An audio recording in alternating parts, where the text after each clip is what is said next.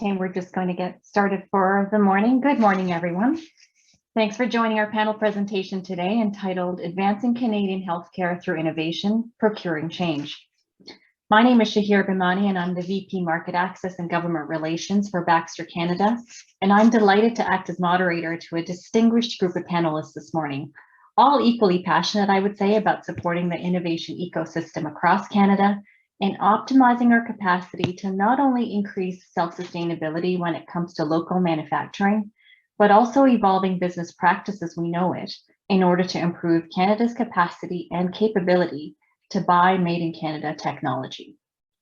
Today, before we get started, although virtual, we recognize the land we are standing on as the traditional territory of many nations, including the Mississaugas of the Credit, the Anishinaabe, the Chippewa, the Haudenosaunee, and the Wendat peoples, and is now home to many diverse First Nations, Inuit, and Métis peoples. I also acknowledge that Ontario is covered by Treaty 13, signed with the Mississaugas of the Credit, and the Williams Treaties, signed with multiple Mississaugas and Chippewa bands. I am joined today by Dan Wasserman, serial entrepreneur and commercialization specialist, and the lead on the ACIP initiative that we will be discussing this morning. Madison McCall, associate in the Intellectual Property Group in Gowling's WLG's Toronto office. Anita Nador, partner in the Life Sciences and Intellectual Property Groups in Gowling WLG's Toronto office also. That's a mouthful, Anita. Dr. Wendy Sukir, founder of the Diversity Institute, academic director of the Women Entrepreneurship Knowledge Hub, and research lead of the Future Skills Center. Claudia Kuryak, President and CEO at Ontario Centre of Innovation, and Courtney Cole, founder and CEO of a Canadian startup, For a Healthy Me Incorporated. Now, in the interest of time, I won't go through their exemplary bios of these individuals. However, I do encourage that you have a look at them on the registration portal, just to gain an appreciation for the vast knowledge that they bring with them today. 10 years ago, Canadian medtech was not really on the forefront of people's minds, and that has changed significantly as a result of the pandemic, where now PPE and ventilators are making the front page of the news more times than not. We're seeing record amount of funding going into the health tech sector.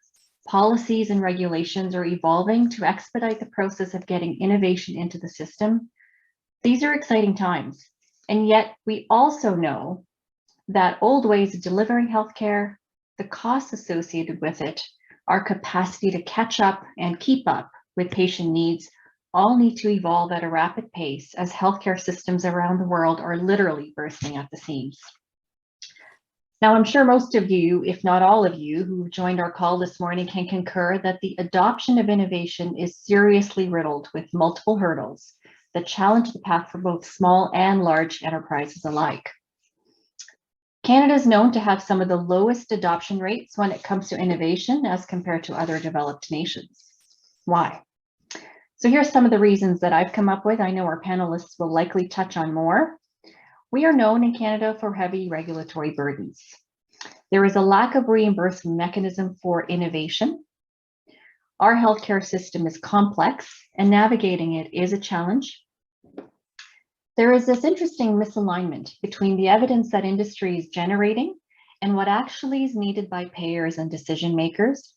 And the unfortunate one that I know a couple of our panelists know all too well, this notion of death by pilot. Innovation gets tested, piloted in healthcare centers, and even if the evidence is compelling and physicians are bought into leveraging the value of this technology, there is a big disconnect that still exists between a successful pilot and the procurement of that technology. And so that is the focus of our conversation today. Since the start of COVID, a group of dedicated Canadian health industry leaders has been advocating for the adoption of mandatory government procurement with set-asides for small businesses, especially those that of disadvantaged demographics. This is an established economic driver in the US, in the UK, Europe, Australia, and yet this is not the case in Canada. To address these shortcomings in our market, ACIP, or Advancing Canadian Innovation in Procurement, was established under the auspices of Life Sciences Ontario. Now, before I invite our panelists on, I want to remind the audience that there is an active Q&A function that we encourage you all to use. So do send us some of your questions as the conversation gets going. We also want to keep this hour interactive. So if you have any ideas of what you think can or should be done to promote local buying, if you have an opinion on what else you want to know about around this topic, I encourage you to also include that into your chat function. We may not get to it all, but we will make sure that we respond to you upon completion of this panel presentation. We have some really interesting individuals on our panel here this morning, most of whom are actively involved on the ACIP initiative and eager to explain the merits of it, what currently can be done, and how Canada will benefit from properly applying ACIP. And so without further ado, let's get started in what I imagine will be a lively conversation over the next 50 minutes or so. Dan, as the leader of the ACIP initiative, you've taken a real strong place in our ecosystem around this topic.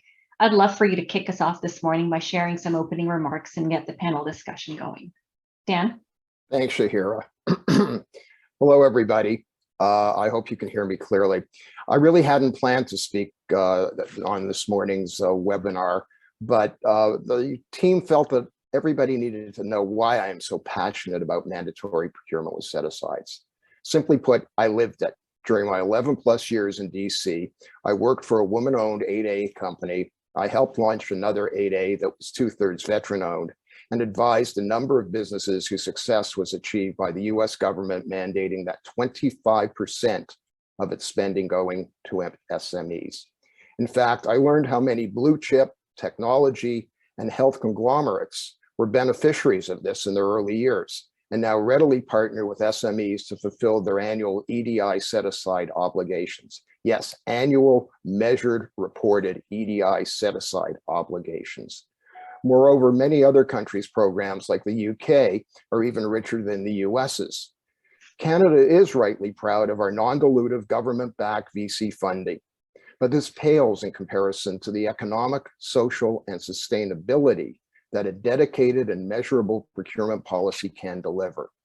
Take, for instance, the funding of the 3M N95 mass production facility in Brockville, Ontario. The federal and Ontario governments pledged a combined $126 million back in August of 2020, but no allowance for SMEs. In the US, over $30 million would have automatically flowed to the SMEs. Instead, we have a hodgepodge of programs that often need a concierge to navigate, are bogged down by bloated approval processes, and most only pay lip service to EDI. How can we honestly claim these even remotely resemble programs in other countries? A very wise man once said to me, quote, Canadian governments see successful programs elsewhere and discover there are 4 parts to them. So what do? We implement 3 of the parts and wonder why they either fail or merely putter along. So to launch the LSO ACIP initiative, I did what I've done throughout my career. I engaged people who were much smarter than me and listened to what they had to say. I hope you'll listen to them now. Thanks, Shahira.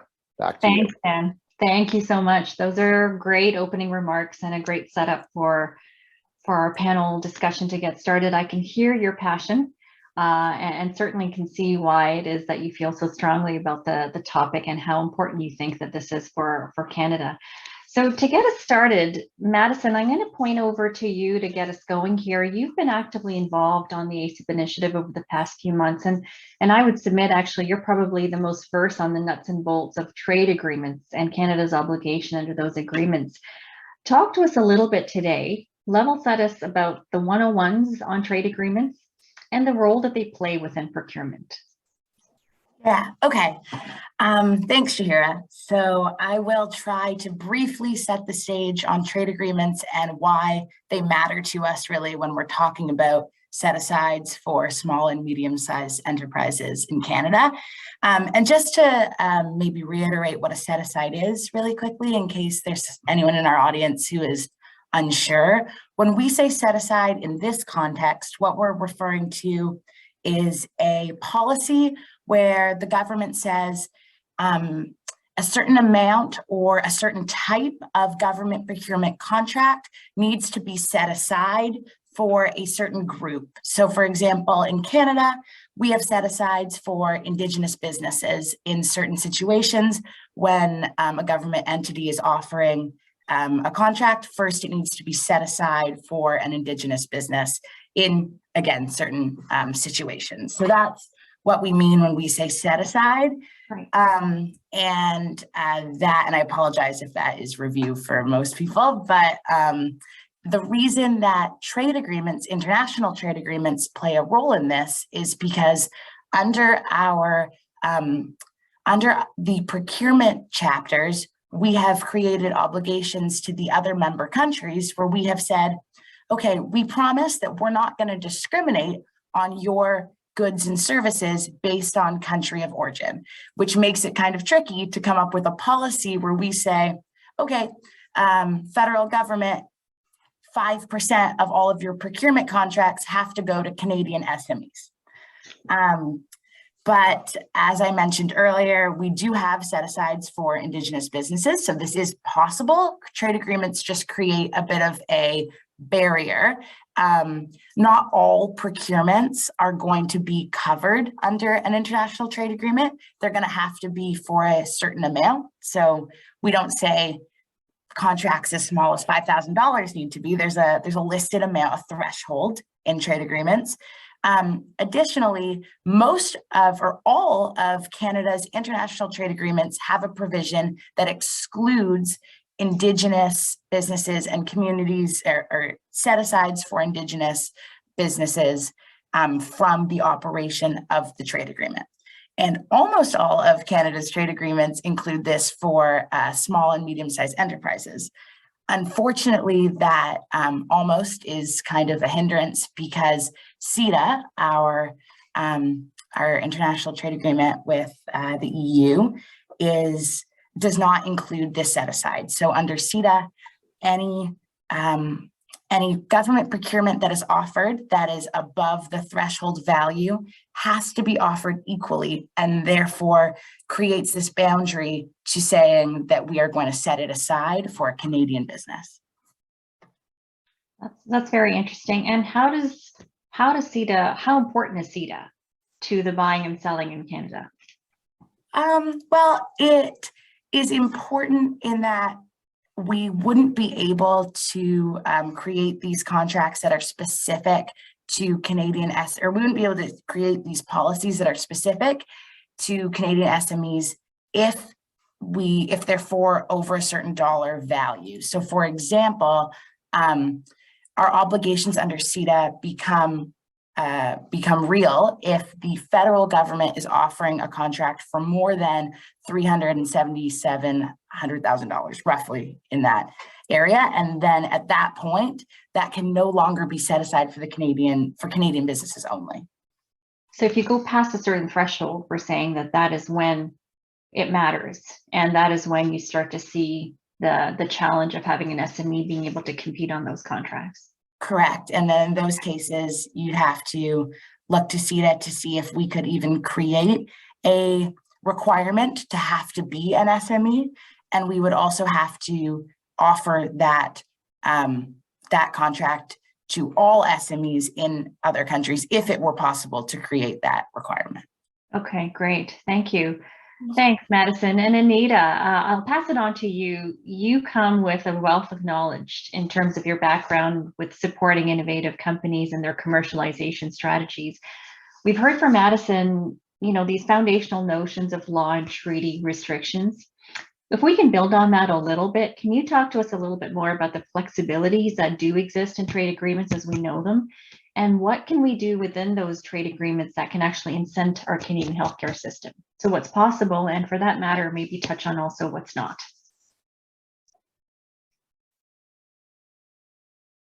Anita? Sorry about that. Thanks very much. You're quite right. I mean, my business and practice focuses on innovative companies and either developing their technologies and also doing all their transactions. And the common thread there is that most companies and a lot of the transactions I do are not Canadian based, they're global based. And so why is that? Many companies want to stay in Canada and they get frustrated because they hit a roadblock. So that's part of the innovation. So, you know, set-asides are there is to try to equalize and try to give certain groups, you know, to remove the barriers that exist. So when I look at CETA and I look at the gaps, I look at what we can and cannot do and how can we define a program that might be compliant with our CETA obligations while still encouraging and supporting our small businesses.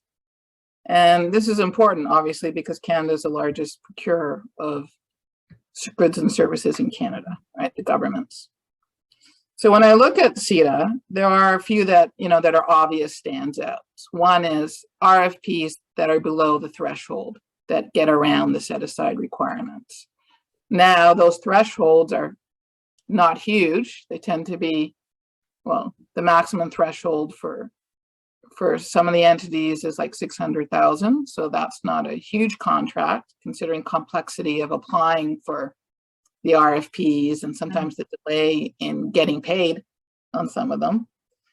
The valuation, there's specific ways to evaluate the value of the RFPs to try to come under that threshold.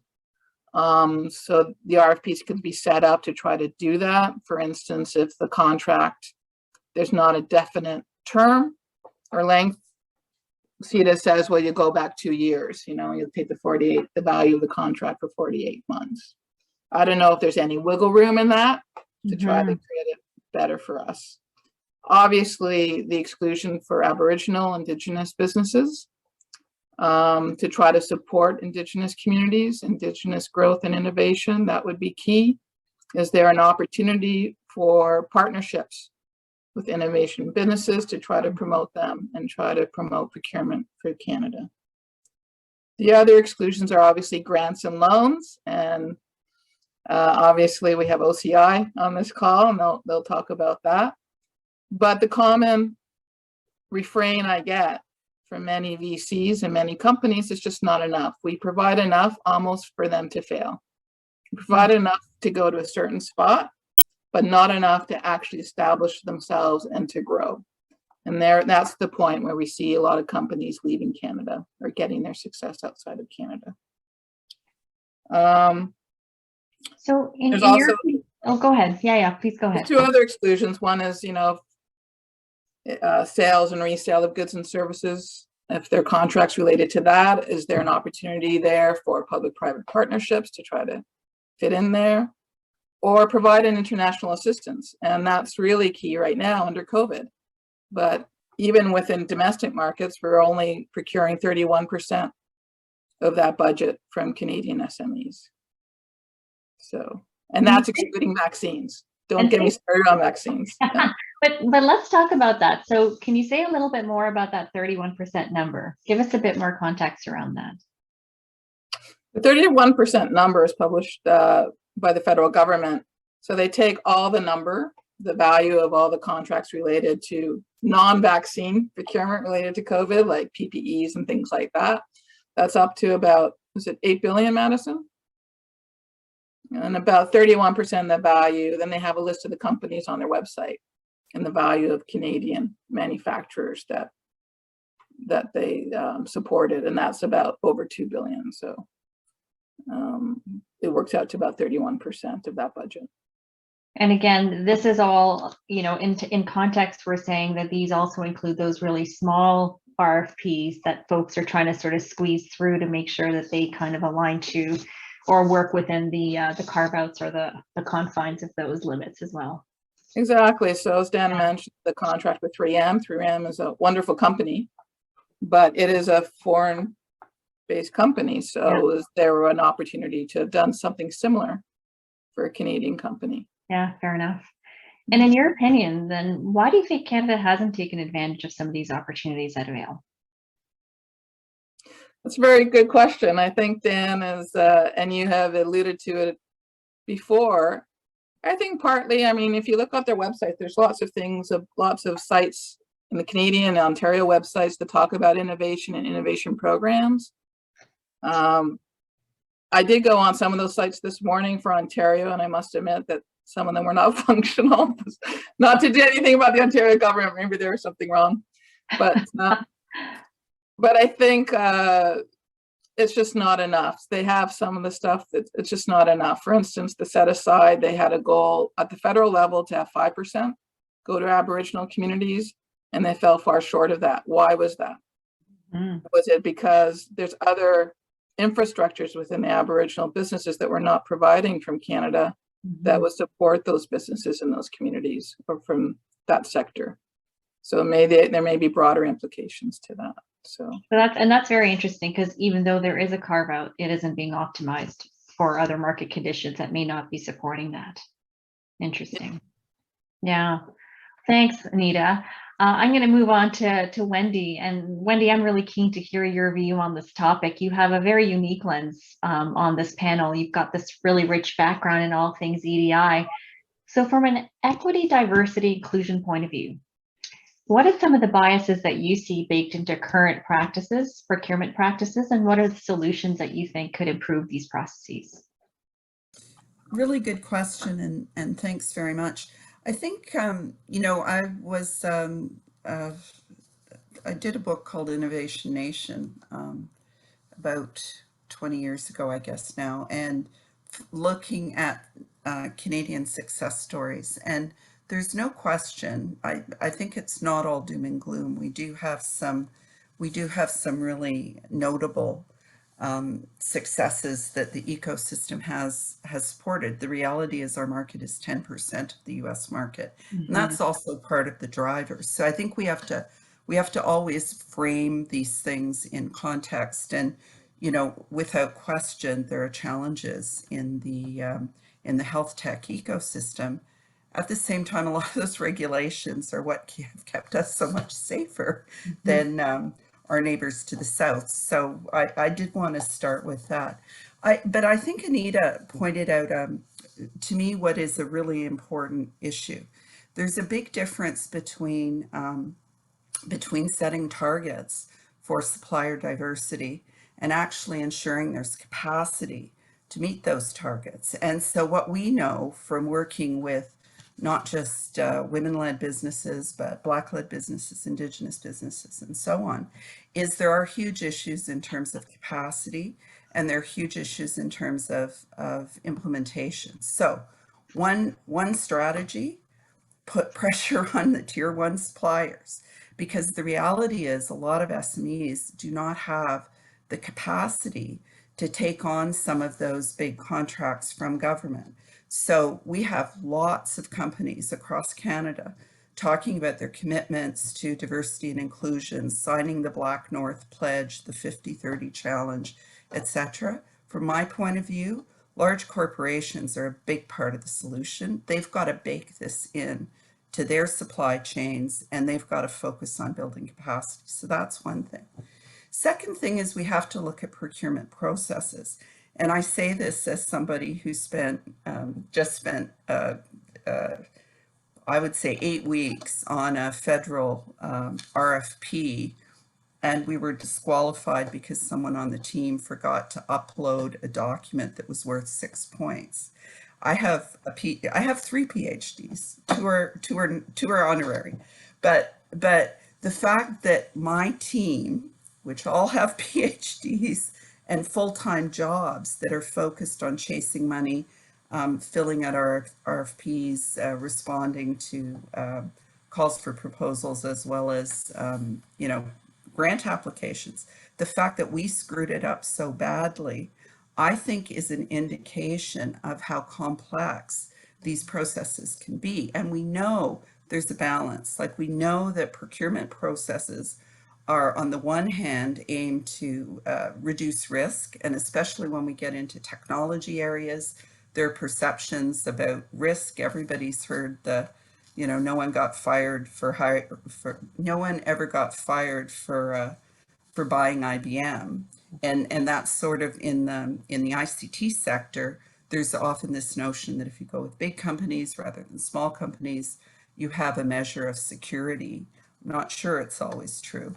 But the reality is the procurement processes themselves are really complex, and I would argue unnecessarily so. So what I've observed is often an RFP from the federal government for 200,000, which is where a lot of the women-led and diverse SMEs are going to be situated, at least in their startup and growth stages, have the same level of complexity that the RFPs for $1 billion have, right?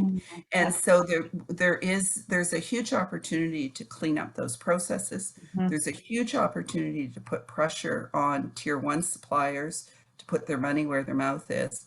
And I think there's a huge opportunity to try to build capacity in women-led businesses, Indigenous businesses, and so on, so they understand what the opportunities are around federal procurement and procurement in large corporations, because we've done a lot of work that suggests that their focus is often local and they're not thinking about some of these opportunities. So, you know, financing and VC, really important.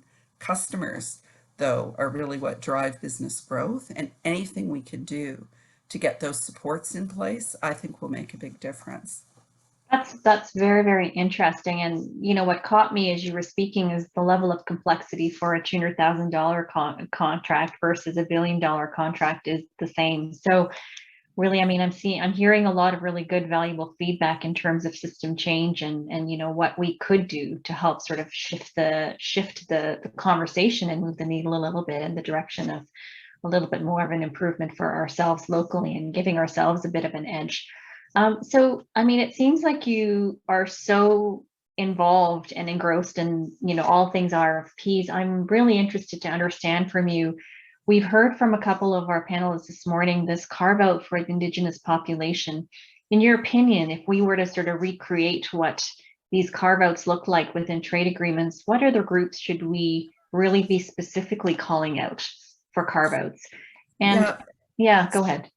No, actually, the second part to my question really that I'm curious about is just from the work that you've done, how successful are existing carve-out programs that you know of? So, I mean, Anita pointed to the Indigenous carve-out, which we're not even hitting the 5% threshold that has been put into place. And you brought up a good point about thresholds.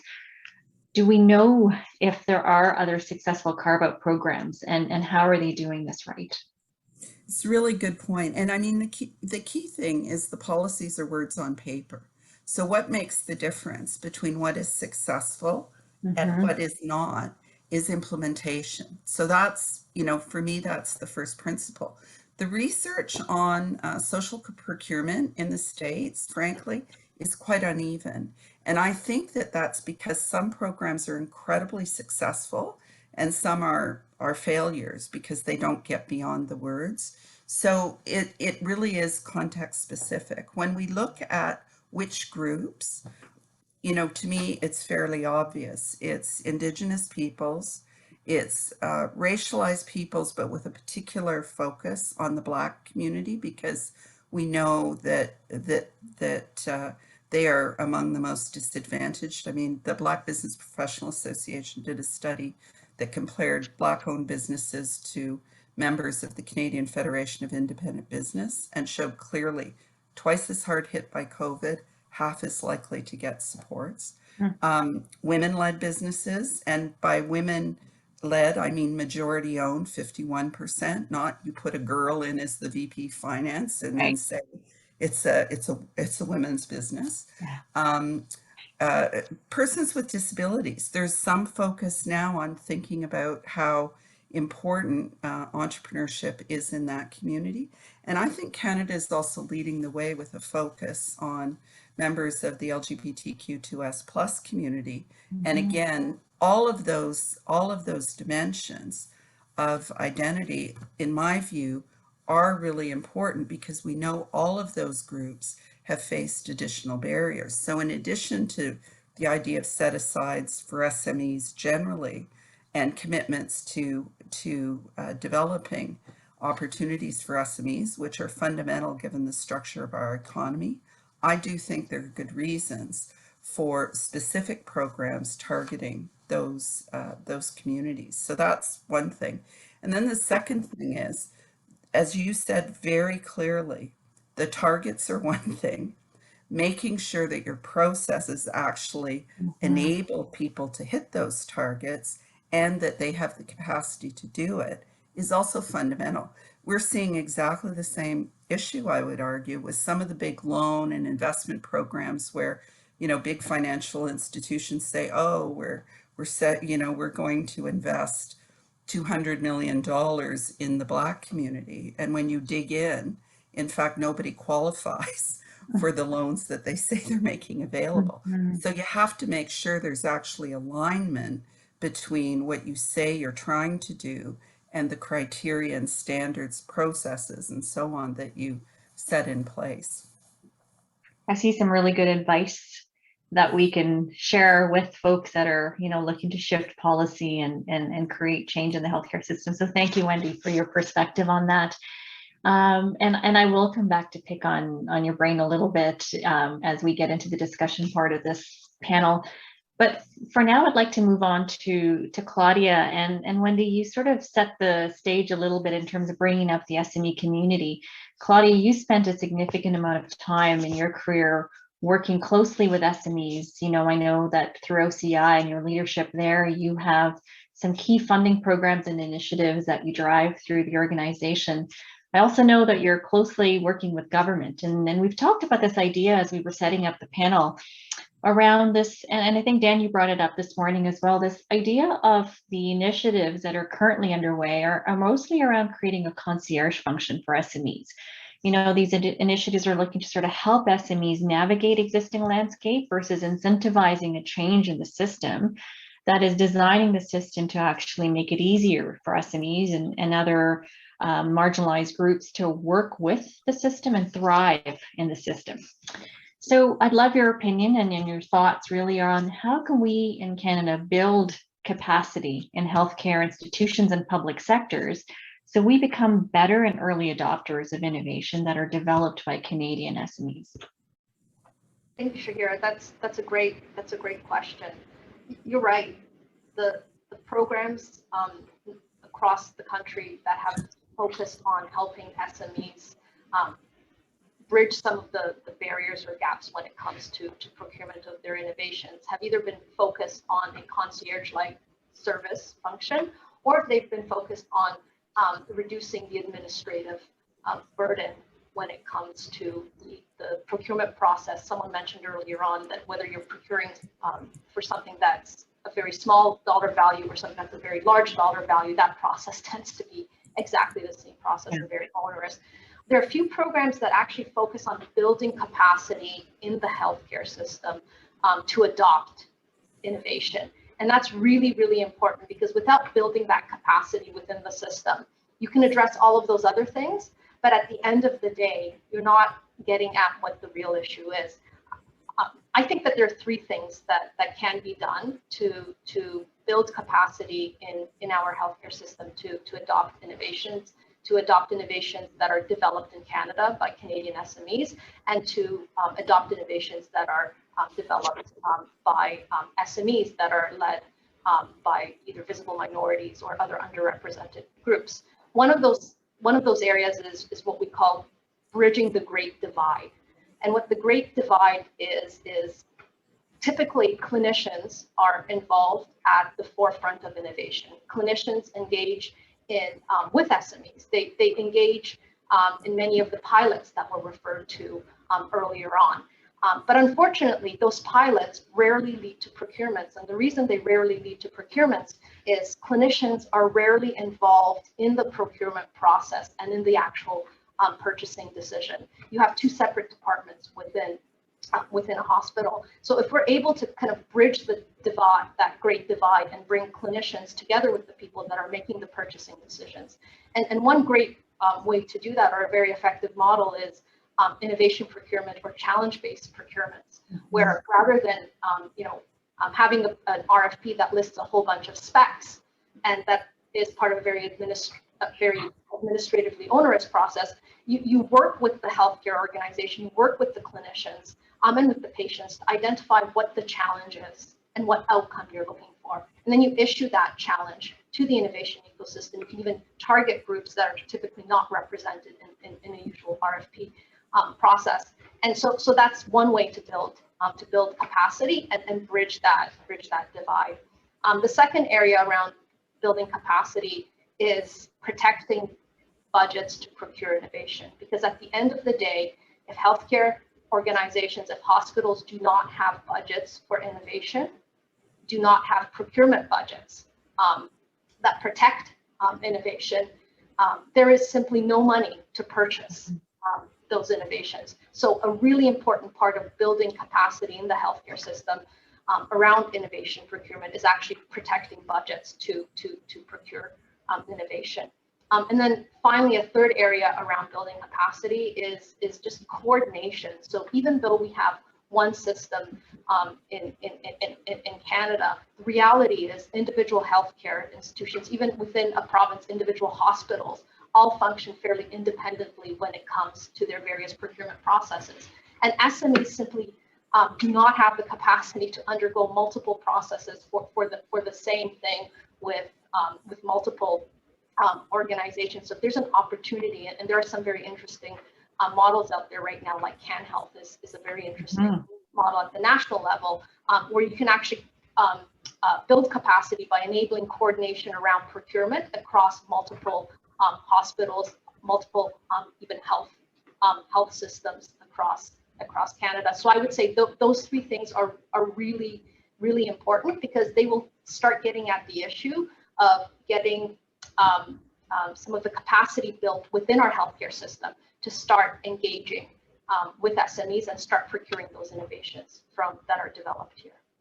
Very interesting, and I might bring up something a little bit provocative around this concept of protecting our budgets for purchasing innovation. You know, one of the things that I think we as a system needs to get better at is this concept of disinvestment. Right. I mean, I think we just have to get much bolder about saying what's not working in our healthcare system. How do we not spend those dollars? How do we use those dollars for things that are better, better serving us? To be honest, I mean, this is a bit of a soapbox for me of really looking at understanding where are we not working, where is the function not there, and how do we actually shift those dollars to things that are more effective. And if the reality is, whether it's a pilot or if it's a pilot that's successful that moves into practice, and then, you go into real world and realize, well, it's not working the way it's supposed to work. We need to have the courage, I would say, to be able to pull that out of our system and be able to pivot and use those dollars elsewhere. So I really agree with everything you've said. Great points, and thank you. I mean, I think the piece that I would really love to understand a little bit more from you is, if we think about, and you live this every day, the millions of dollars of government funding that goes into programs and funding opportunities, et cetera, to support local innovation, how do we become better at capturing that return on investment of our tax dollars that are going into these companies and programs? Absolutely. So on the issue of return on investment, it's really important that we tie, or what we do is we leverage healthcare procurement for economic growth. So typically, when you look at healthcare procurement, you're looking at improving patient outcomes, and when you're looking at economic programming, you're looking at various programs that help SMEs grow.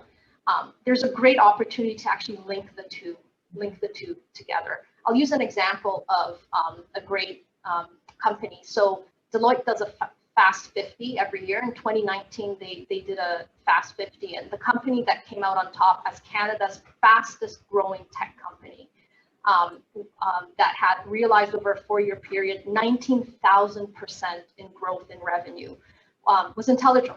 So IntelliJoint is a Waterloo-based company. They have a technology that helps surgeons navigate joint replacements. It's a very smart technology. It's a technology that leverages leading and bleeding edge AI, et cetera.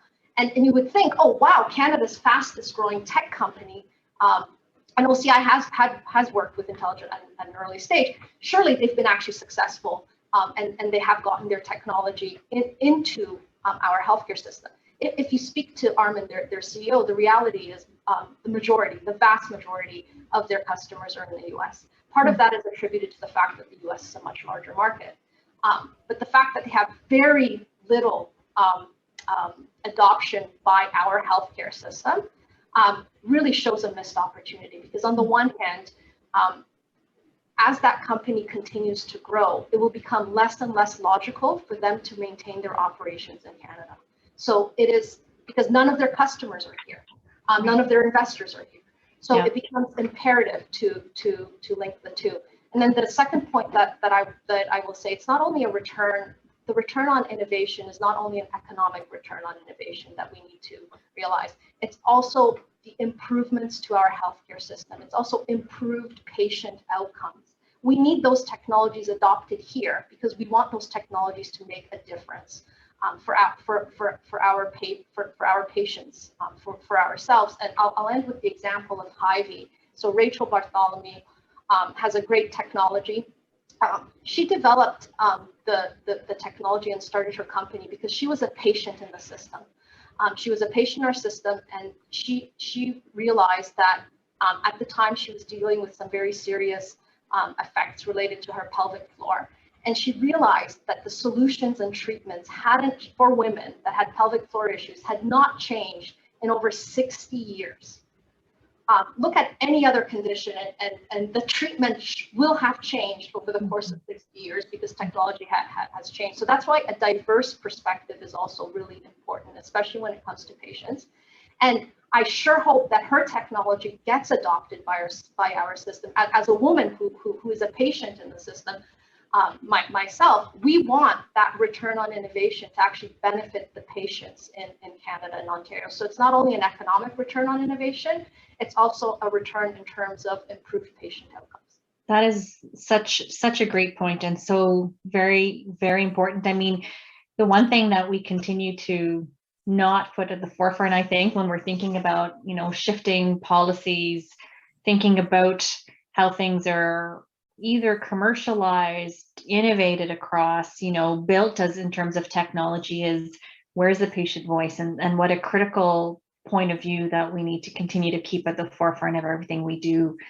Thanks, Claudia and Courtney. So last but certainly not least, your perspective to me is by far the most awaited. So here's where the buck stops. This is where the rubber hits the road. You represent the stakeholder that is the most affected by this conversation today. So from an SME perspective, Courtney, talk to us a little bit about how you see set-aside programs benefiting first the Canadian system and patients that are waiting care, but also on the other side of the equation, what would the immediate and long-term benefits be for you as an MSME, as well as your employees? So if you can sort of share your perspective on both sides of that equation. Absolutely.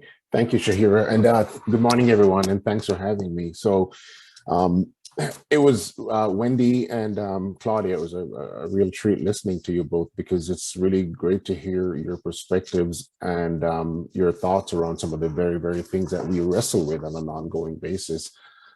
Set-aside programs, so we compete with our solution. We're a small SME, we're based in Markham. However, we're competing against large multinationals, a lot of the EMRs and other systems that are, hospitals, many of which are foreign owned. And so by competing against them from an RFP perspective, which are extraordinarily complex, there are times that we sort of look at it and we think, we won't even bother, even though we know we've got competitive technology. But the time that it's going to take, the process, it's not the potential return for us in terms of time spent and the resources to be allocated. It's just not worth it. Mm-hmm. So a set-aside program being able to then allow us to partner with some of these companies that are often winning these big multi-million-dollar contracts. there's a saying, a rising tide lifts all boats. Well, we would get picked up in that process, right? Which would obviously mean job creation, being able to retain a lot of the talent that we recruit, we train, and then we end up losing to financial institutions or to other entities, because we just can't grow. We just can't provide the career opportunities that these individuals need. And so what that also means is not just a loss of talent, but also a loss of the ability to then continuing to innovate in the healthcare sector. Wendy made a few really great points, and as did Claudia, around patient outcomes, improving the quality of care. We've all seen over the past 2 years how fragile, to put it mildly, our healthcare sector is. And so as we look at these programs and the ability to enable the smaller companies, whether they're minority-led or not, from my perspective, I think there are ideas, and there are ideas and innovation coming from all sectors. Yes, some groups are more disadvantaged than others, and I can speak to that. I can attest to that. But it doesn't necessarily mean that I feel that that my technology is less superior to anyone else or inferior to anyone else. So we can compete. We just need that opportunity. And so the ability to retain talent, to recruit, retain talent, to continue to drive innovation, that's what's really important to us. The other bit is really related to our IP. And, the need increasingly over the past 2 years, where we've had to look for markets outside of Canada in order to survive. And once our IP gets exported and it's being used in other areas, the risks are great. We would have likely gone to other markets to grow, but the fact that we're unable to find opportunities here in Canada means that we have to actually accelerate that process a lot faster.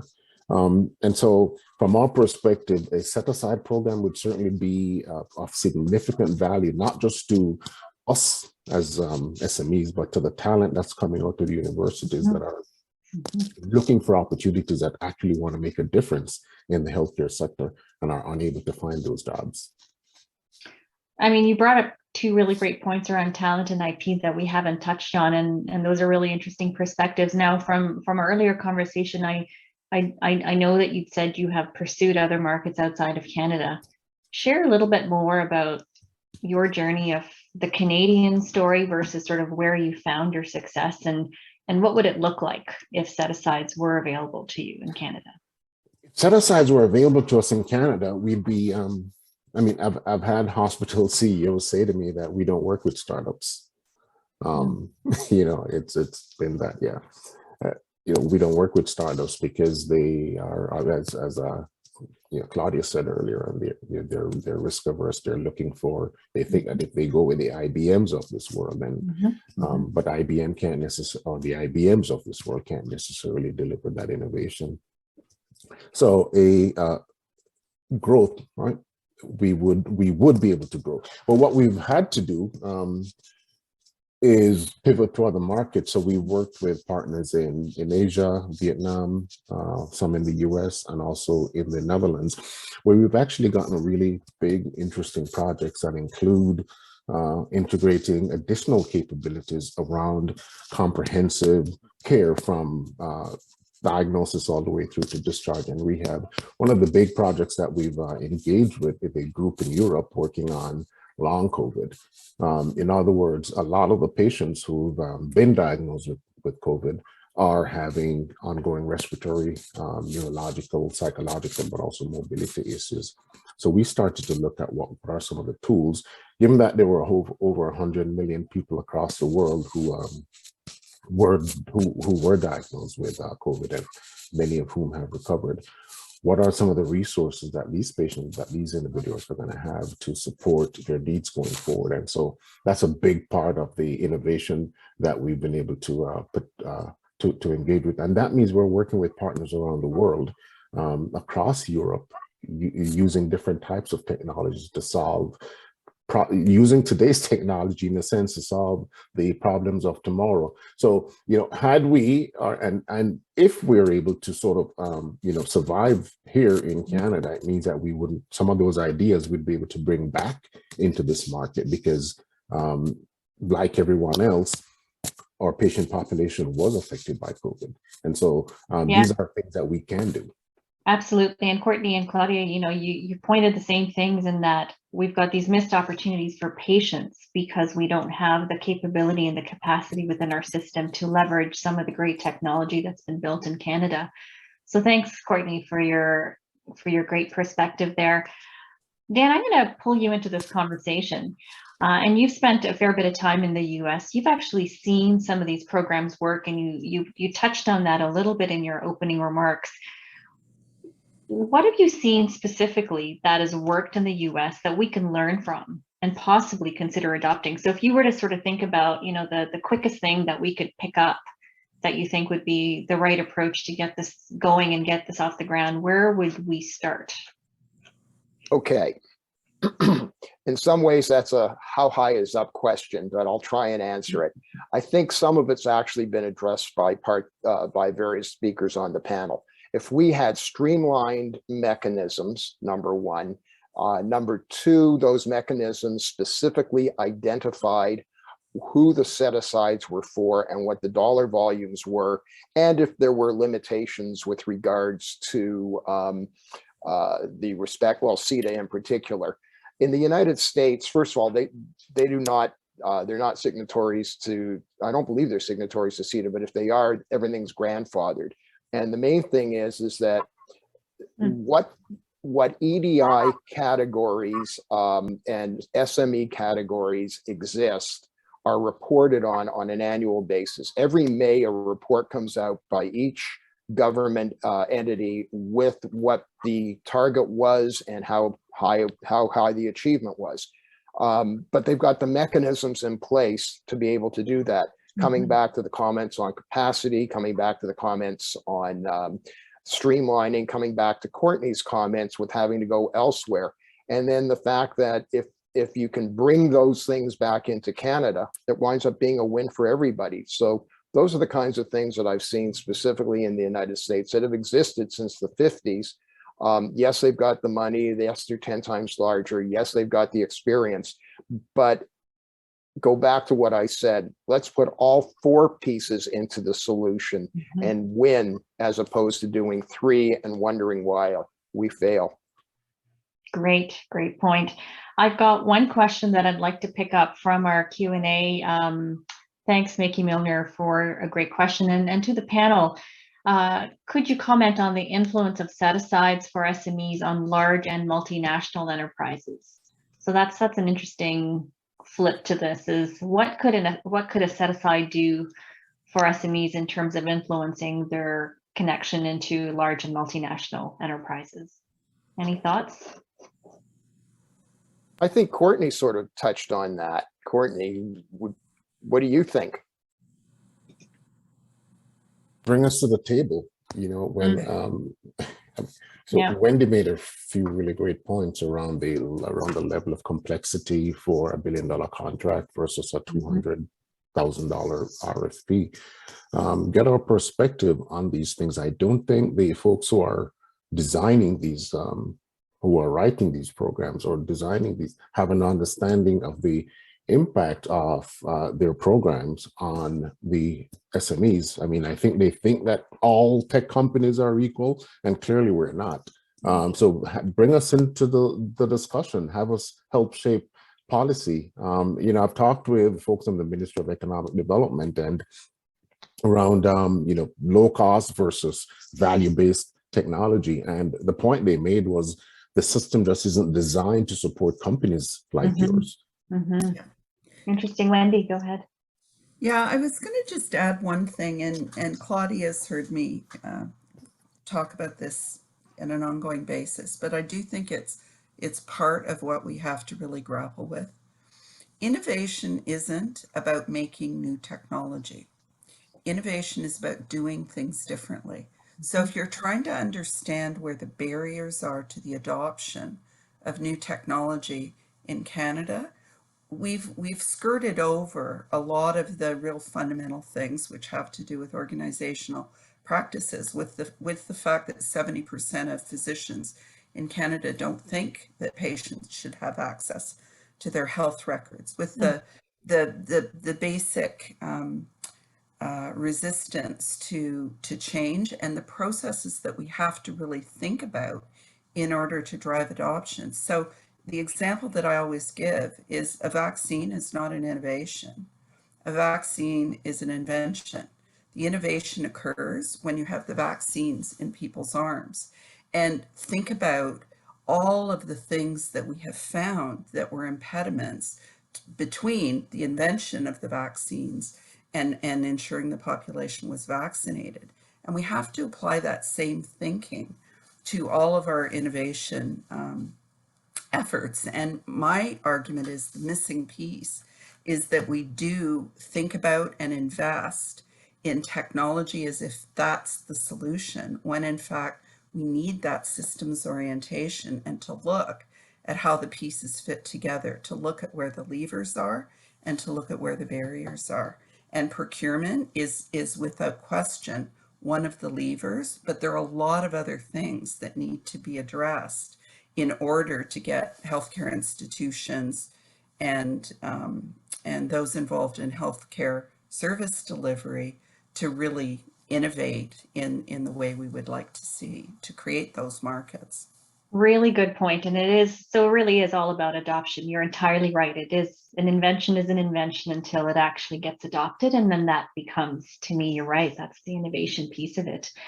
And, I think we could continue to talk for at least another hour, if not longer, on this great topic. There's a lot of real great energy around this panel. And I can imagine that there's going to be some really great work that continues to happen.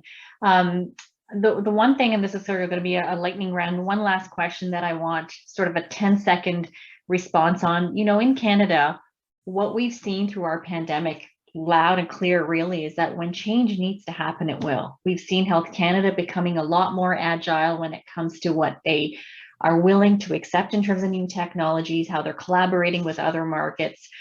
We've seen a big shift in the acceptance of virtual care. So we're living examples of, change can happen if we want it to happen.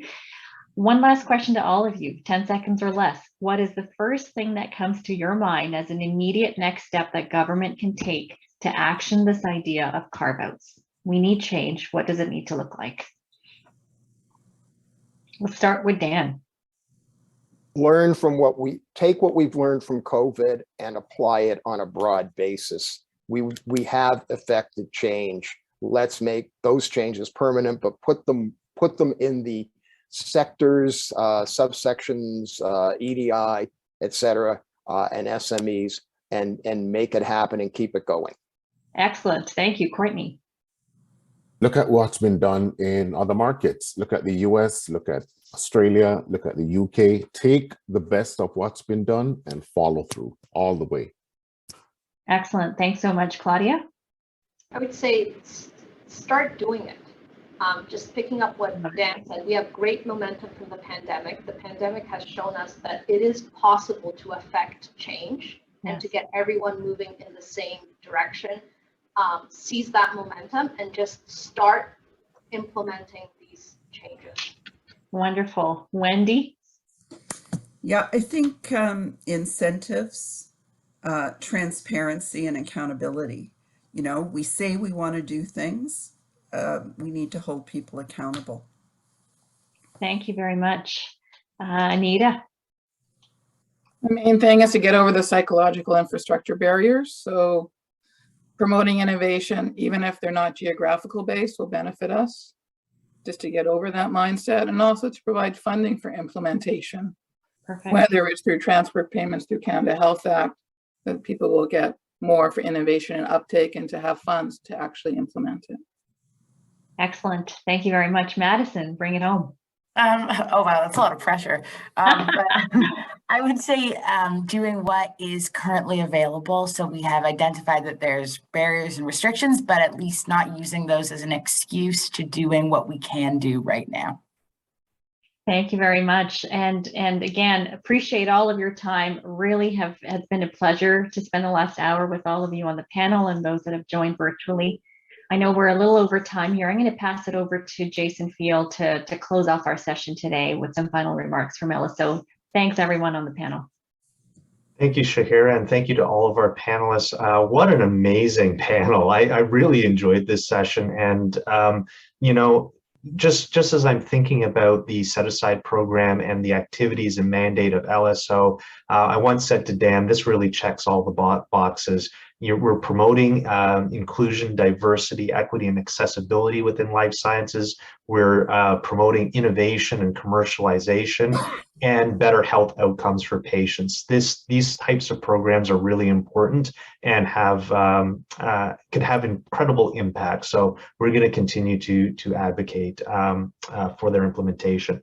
And I think, you know, for those that are, you know, in the policy making environment with governments, it's not only just looking about these programs and what's possible, but also building into future trade agreements and renegotiations of existing trade agreements to ensure that we're positioning Canada well to implement these types of programs and take full advantage of them. Finally, I just have a few quick announcements, some upcoming events that we have. We have an event coming up February 17th, or sorry, on February 8th. It's an evening event, and it's about careers in life sciences beyond the lab coat. So if you know of some professionals that are looking at different opportunities within the life sciences, we're going to have a great session. Ingrid Fung from our board of directors, Magda O'Sullivan, who's a longtime volunteer with LSO, and Andrew Palmer, also a member of our board. Some fantastic experienced and successful professionals within life sciences sharing their insights and experiences. On February 17th, we have our regular breakfast webinar series with the topic of entrepreneurship. I'm sure that some of the topics we talked about today might come up as part of that discussion as well. And of course, we are planning to hold our annual awards presentation on May 18th. We are planning to do this in person if all goes well. So please put the save the date in your calendars for the evening of May 18th. And there will be more to come. We will be announcing our award winners in the very near future. Finally, just a quick thank you to all of our sponsors, our platinum sponsors listed here, our gold sponsors, and of course our silver sponsors. We really couldn't do all of these events without the support of our ongoing corporate sponsors. So thank you to all of them. Thank you for attending today. Appreciate your support of LSO, and everyone have a great day. Stay safe.